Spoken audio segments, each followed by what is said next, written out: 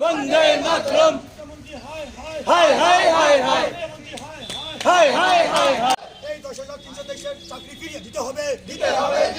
আমাদের আন্দোলন চলছে, আমাদের স্কুল আন্দোলন চলছে, নাইলে তৃণমূল ছাত্র পরিষদের অ্যাকশন চলছে।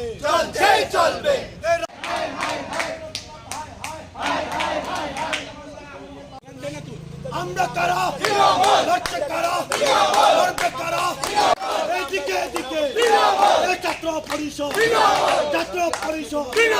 একটু বল তামা।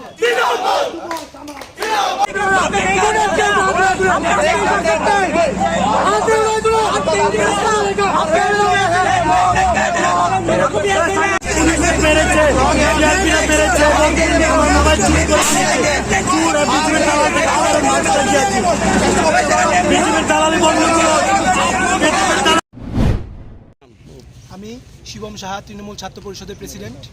স্যার, মূলত আজকে এই যে প্রতিবাদ কেন, কি নিয়ে, কার কাছে যদি একটু বলেন।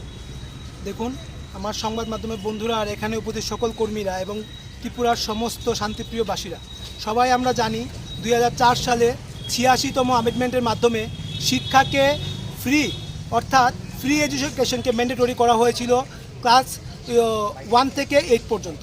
কিন্তু বর্তমান বিজেপি সরকার বিদ্যাজ্যোতির নামে একটি স্কিম এনে প্রতিটি স্কুলে 1000 টাকা করে বার্ষিক ফি আদায় করছে।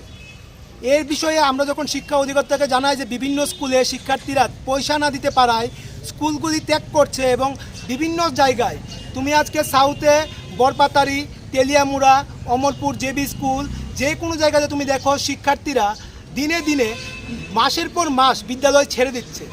বর্তমান সরকার কি চাইছে? ছেলেরা বা শিক্ষা প্রাঙ্গণে না গিয়ে ওদের যেই বাইক বাহিনী আছে সেই বাইক বাহিনী হতে শিক্ষার আলো কি আমাদের ছেলেমেয়েরা পাবে না?